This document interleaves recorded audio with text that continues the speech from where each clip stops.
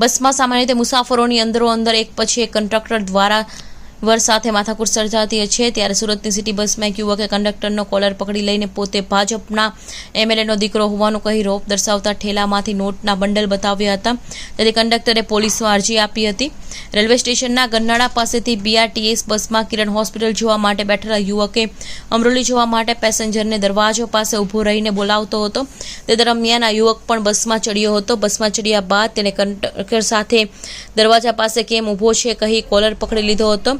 કંડક્ટરે જ્યારે તેને કોલર કેમ પકડે છે એમ પ્રકારની વાત કરી તેણે પોતાની ઓળખ ધારાસભ્યના પુત્ર હોવાની આપી હતી।